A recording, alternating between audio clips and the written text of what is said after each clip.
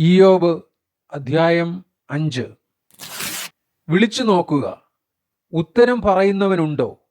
നീ വിശുദ്ധന്മാരിൽ ആരെ ശരണം പ്രാപിക്കും? നീരസം ഭോഷനെ കൊല്ലുന്നു, ഈർഷ്യ മൂഢനെ ഹിംസിക്കുന്നു.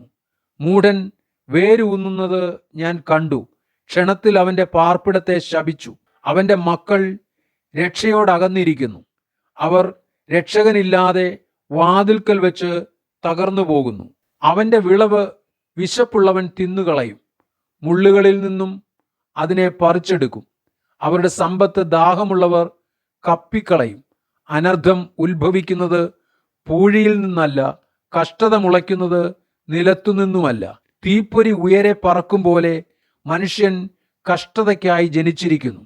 ഞാനോ ദൈവത്തിങ്കിലേക്ക് നോക്കുമായിരുന്നു, എൻ്റെ കാര്യം ദൈവത്തിങ്കൽ ഏൽപ്പിക്കുമായിരുന്നു.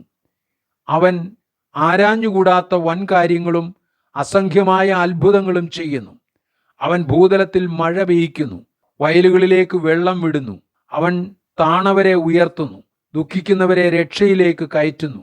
അവൻ ഉപായികളുടെ സൂത്രങ്ങളെ അബദ്ധമാക്കുന്നു, അവരുടെ കൈകൾ കാര്യം സാധിപ്പിക്കുകയുമില്ല. അവൻ ജ്ഞാനികളെ അവരുടെ കൗശലത്തിൽ പിടിക്കുന്നു, വക്രബുദ്ധികളുടെ ആലോചന മറിഞ്ഞു പോകുന്നു. പകൽ സമയത്ത് അവർക്ക് ഇരുൾ നേരിടുന്നു, ഉച്ച സമയത്ത് അവർ രാത്രിയിൽ എന്ന പോലെ തപ്പി നടക്കുന്നു.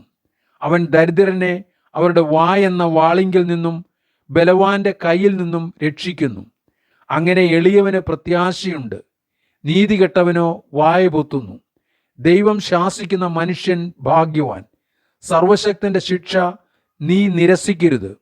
അവൻ മുറിവേൽപ്പിക്കുകയും മുറി കെട്ടുകയും ചെയ്യുന്നു. അവൻ ചതയ്ക്കുകയും തൃക്കൈ പൊറുപ്പിക്കുകയും ചെയ്യുന്നു. 6 കഷ്ടത്തിൽ നിന്ന് അവൻ നിന്നെ വിടുവിക്കും. 7-ാമത്തേതിലും തിന്മ നിന്നെ തൊടുകയില്ല.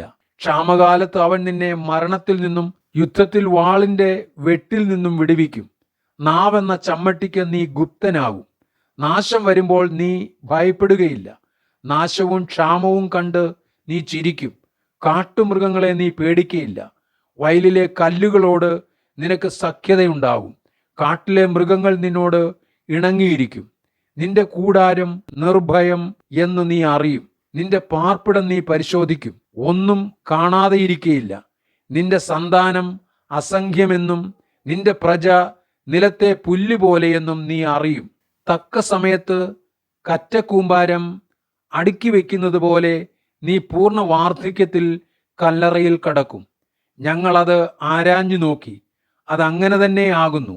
നീ അത് കേട്ട് ഗ്രഹിച്ചുകൊള്ളുക.